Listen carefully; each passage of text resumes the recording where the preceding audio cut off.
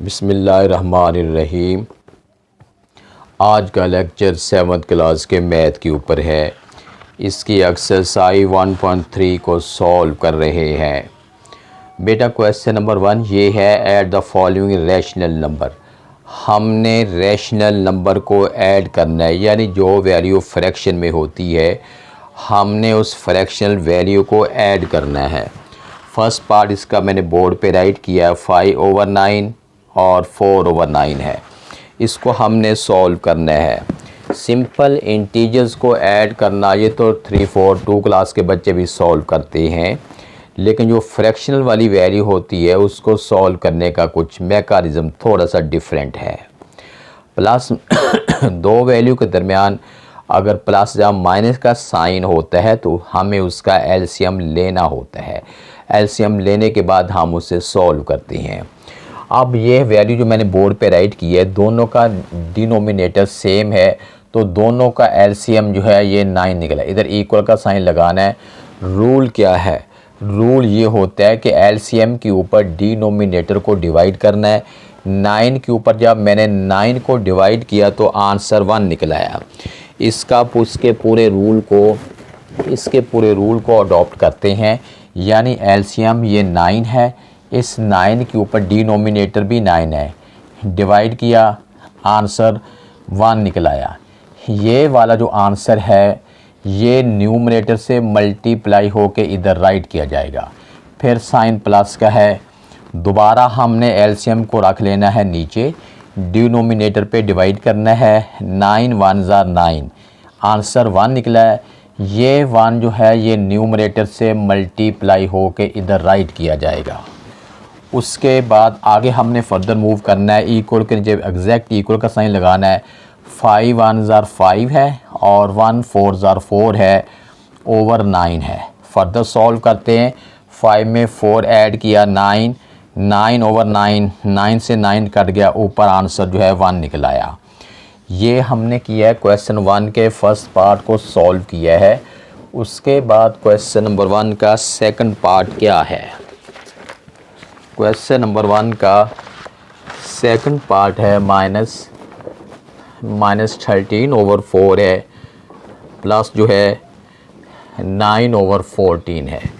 -13/4 और ओवर जो है 9/14 है। ये बेटा हमारे पास ये क्वेश्चन मैंने राइट कर दिया। अब हमने करना क्या है? आप ऐसा नहीं करना कि आप एलसीएम के लिए आप दोनों डिनोमिनेटर को आपस में मल्टीप्लाई करें। कभी कभार ऐसा होता है कि वैल्यू ऐसी आ जाती हैं कि हमें उन दोनों को डायरेक्टली तौर पे मल्टीप्लाई करते हैं तो वो एलसीएम निकल आता है, लेकिन ये रूल अथेंटिक नहीं है। अथेंटिक रूल क्या है? अथेंटिक रूल है कि आप उसका साइड पे दोनों का एलसीएम लें। जब आपका एलसीएम निकलेगा तब आप फर्दर जो है इसे सॉल्व करेंगे। हमने 4 और 14 का एलसीएम लेना है। 4 और 14 का एलसीएम लेते हैं, 2 पे डिवाइड करते हैं। 2 2 4, 2 7 14 है।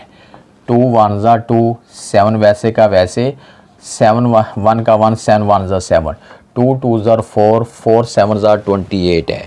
अब इन दोनों वैल्यू का जो एलसीएम है वो 20 इक्वल का साइन लगाएंगे। दोनों का एलसीएम जो है ये 28 निकल आया। अब रूल क्या है? रूल ये है कि आपने एलसीएम को रख लेना है नीचे। ये जो डिनोमिनेटर है आपने इस पर डिवाइड करना है। 4 7 28 है, आंसर निकला है 7। ये 7 जो है न्यूमरेटर से यानी 7 मल्टीप्लाई -13 है। ये हमने इधर लिखेंगे, आगे प्लस का साइन है। फर्दर हमने क्या करना है कि एलसीएम को रख लेना है नीचे, ये एलसीएम, और डिनोमिनेटर 14 पे डिवाइड करना है। 14 2 28 है, आंसर ये 2 निकल आया। ये 2 जो है न्यूमरेटर 9 से मल्टीप्लाई होके हमने इधर राइट करना है। उसके बाद फर्दर हमने क्या करना है, इक्वल के नीचे इक्वल का साइन लगाएंगे। 13 7 -91 है और उसके बाद प्लस 2 9 18 है, ओवर में हमारे पास जो है ये 28 है। फर्दर हमने क्या करना है, माइनस का साइन आएगा, क्योंकि अगर वैल्यू डिफरेंट साइन वाली वैल्यू है, एक प्लस की वैल्यू है, एक माइनस की वैल्यू है, तो साइन बड़ी वैल्यू का आएगा और बड़ी वैल्यू में से स्मॉलर वैल्यू को हमने सबट्रैक्ट करना है। अब देखें यह इधर कैरी, ये इधर 11 में से 8 निकालेंगे, ये 3 आ जाएगा, और 8 में से 1 निकालेंगे 7, माइनस जो है 73/28 है। मे बी क्या आपका बुक में ये आंसर हो, लेकिन जब हमारे पास फ्रैक्शन इम्प्रॉपर होती है, यानी न्यूमरेटर बिगर होता है than that of denominator, then you will have to divide to change into mix fraction.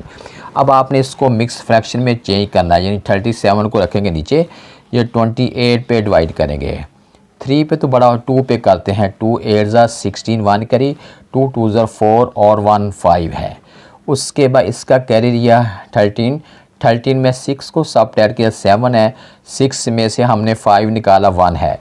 अब आपका जो आंसर एग्जैक्ट बनेगा -2 17 ओवर जो है ये 28 है। बुक में हो सकता है आपका ये आंसर हो, लेकिन जो मोस्ट अप्रोप्रिएट आंसर है वो ये बनता है, क्योंकि एक रूल बेटा ये है कि अगर आपका न्यूमरेटर बिगर है डिनोमिनेटर से, यानी अगर आपकी ऊपर वाली वैल्यू नीचे वाली वैल्यू से बिगर है, तब आपने उसे डिवाइड करके मिक्स फ्रैक्शन में लेके आना है। एग्जैक्टली आपका ये आंसर जो है मोस्ट अप्रोप्रिएट आंसर है। क्वेश्चन 1 का सेकंड पार्ट भी सॉल्व हो गया। उसके बाद अब हम इसका जो थर्ड पार्ट है क्वेश्चन, इसी क्वेश्चन का थर्ड पार्ट है वो सॉल्व करते हैं। थर्ड पार्ट है -7/11 है, प्लस जो है -3/22 है। -7 है, 7/11 है, और माइनस जो है 3/22 है। अब हम इसे सॉल्व करते हैं। हमने 11 और 22 का एलसीएम लेना है, 11 और 22 का एलसीएम लेना है। 2 पे करते हैं, 11 वैसे का वैसे आएगा। वैसे ही क्यों आएगा, क्योंकि 2 के टेबल में 11 नहीं आता, इट मीन्स 2 11 पे डिवाइड नहीं होता, 11 इसलिए वैसे का वैसे रखा है। और 2 1 ज़ा 2, 2 1 ज़ा 2।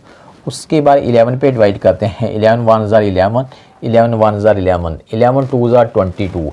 अब इन दोनों वैल्यू का एलसीएम जो है ये 22 निकलाया। अब बेटा हमने करना क्या है, एलसीएम को हमने रख लेना है नीचे, डिनोमिनेटर पे डिवाइड करेंगे, 11 2 ज़ा 22 आ गया। आंसर कितना निकला है, यहाँ पे 2 निकला है।